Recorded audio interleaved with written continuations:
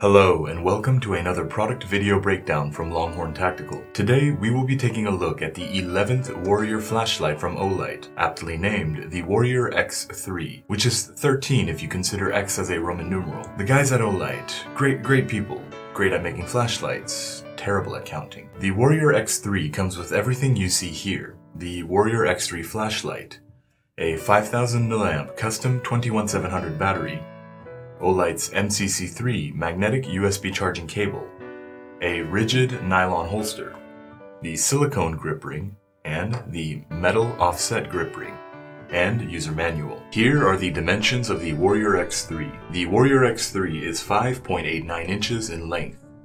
The head diameter is 1.54 inches across. The body diameter is 1.03 inches across at the thinnest point. It weighs 5.4 ounces without the battery or grip ring installed. It weighs 8 ounces with just the battery inside. And the grip ring is exactly 1 ounce, so in total, with both battery installed and grip ring, it weighs 8.99 ounces. The Warrior X3 comes with an unspecified cool white LED that is rated at 2500 lumen max, which theoretically reaches out to 612 yards, or 560 meters in beam throw. From the same distance, you can see the hotspot is larger than that of the previous generation Warrior X Pro, and far more cooler in temperature. Here is the new Warrior X3 next to the previous generation's Warrior X Pro. Now, I personally prefer the more squared off cuts on the heatsink portion of the flashlight head on the previous Warrior X Pro. The new one has these rounded, smooth cuts, which remind me of those accordion-style toilet plungers. Additionally, the Warrior X Pro has 5 parapets for the bezel, like the ramparts of a castle, whereas the new Warrior X3 has 3, and embedded in each one are 3 zirconium glass-breaking beads. Additionally, the new Warrior X3 has the tapered-off, specially designed tail cap that has the ridge so that it can fit with the magnetic pressure switch, the SROD07. Here is the operation guide of the Olight Warrior X3. The X3 comes with the standard 2-stage metallic tail switch commonly found on Olight tactical lights, the half depress for a 300 lumen low, and a full depress for the 2500 lumen high. The tail switch also has a momentary function as well. Hold it at the halfway mark for over a second, and it will deactivate when pressure is released. Hold it at the full depress for over a second, and it will also deactivate when pressure is released. Here are the brightness modes of the Olight Warrior X3. Low mode at 300 lumen, and high mode at 2500 lumen. The Warrior X3 comes with Olight's custom ORB 217C50 21700 style 5000 mAh lithium-ion battery that can be fast charged at 2 amps with the new and improved MCC3 charging cable. Plug the USB-A end into any USB power source, and then snap the charging cable on the tail of the flashlight.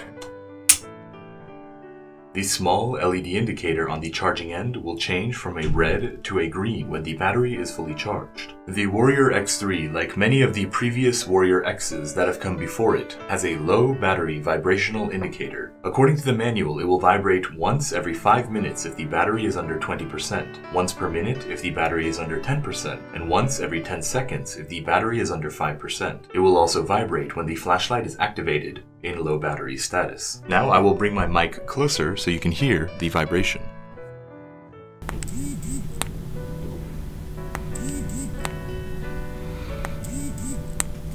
Of course, because the tail cap is magnetic, the Warrior X3 can be attached to ferromagnetic surfaces and provide hands-free lighting.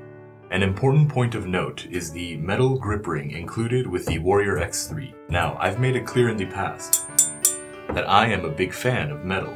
I hate it when companies cheap out and make something like this out of plastic, which they totally could have done so here. They're basically saying that the relationship between you and your tool is temporary, there's a time frame, and also they don't care about dolphins or something of that matter. So when Olight came out and made something out of metal that I've seen others make out of plastic, it gets a stamp of approval in my book. The ring really will allow those Olight fanboys to feel like the belle of the ball at their local milsim airsoft competitions. This grip ring can be substituted as well for a less protruding silicone grip ring that is also included with the Warrior X3.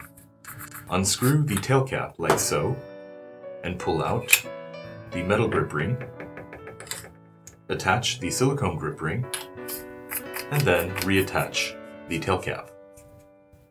And the silicone grip ring can be oriented either up or down depending on one's preferences. While filming outside, my roommate had noticed that the outer O-ring of the Warrior X3 had a phosphorescent effect. This was not mentioned in the Olight marketing files or spec sheets provided to us, so I am not 100% certain if this is the case for all lights. However, for this particular light, whenever we used it on turbo for some time and then turned it off, the outer O-ring would glow for a short while with a soft green light, and this was 100% reproducible. And finally, the Warrior X3 is made from aero-grade aluminum and is impact resistant up to 2 meters. It is rated IPX8 waterproof and is submersible up to 2 meters. That concludes the product video breakdown of the Olight Warrior X3, my least favorite of the X-Men movies, because we only get to see like 10 minutes of Halle Berry as Storm and they kill off Cyclops. If you like the Warrior X Pro, then this is the light for you. It's brighter, more powerful, with new improvements, new upgrades, additional accessories, and stylish refinements. The Warrior X3 is available at longhorntactical.com. If you have enjoyed this video or think I am a big dumb fart, please leave a comment or suggestion below. To stay up to date on future product releases for brands such as Olight, Nikkor, Phoenix, and more, sales announcements, and all things flashlight related, please consider subscribing to the Longhorn Tactical YouTube channel.